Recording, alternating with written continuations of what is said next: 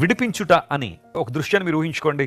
దోచుకున్నవారు దీనులందరినీ దోచుకుని ఒక చోట కూర్చుని, ఇంక వీరు మాకు సంబంధించిన వాళ్ళు, వీరు మాకు బానిసలు, వీరు మాకు కట్టు బానిసలు, దాసులు, ఇక జీవితాంతం వీరిని మేము ఎంజాయ్ చేస్తాము, వీరినే మేము ఉపయోగించుకుంటామని దోచుకున్నవారట దీనులు ఒక చోట పెట్టుకుని ఆనందిస్తూ ఉండగానే వెంటనే ఒక లైట్నింగ్ వచ్చినట్టుగా దేవుడు వారిని స్నాక్ చేసుకుని వెళ్ళిపోతాడట.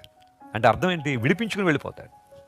వీళ్ళందరూ అనుకుంటారు ఇంక వీళ్ళు మా వాళ్ళే, ఇంకా మాకు సంబంధించిన వాళ్ళు, ఇంకా మా చేతిలోంచి ఎవరు వీరిని విడిపించరని సంతోషపడుతున్న సమయంలోనే in a fraction of second, snatching అనేది గంటలు గంటలు జరిగేది కాదు కదా, స్నాచింగ్ అనేది అలా ఫ్రాక్షన్ ఆఫ్ ది సెకండ్లో జరిగిపోద్ది. నీ శత్రువులు నిన్ను చూసి ఆనందిస్తున్నారేమో, నువ్వు వారికి సంపూర్ణంగా దొరికేసావని. నీ విరోధులు నిన్ను చూసి ఆనందపడుతున్నారేమో, ఇంక నీవు లేవనెత్తబడవు, ఇంకెప్పటికీ కూడా ఉన్నతమైన స్థానం చేరుకోలేవు, నీ జీవితం ఇంతే, నీ స్థితి ఇంతే అని. నా దేవుడు నీ జీవితంలో ఒక్క సెకండ్లో కూడా అద్భుతం చేయగలడు ఆయన. శత్రువుల చేతి నుండి, దోచుకుని వారి చేతుల్లో నుండి దేవుని ప్రజలను విడిపించి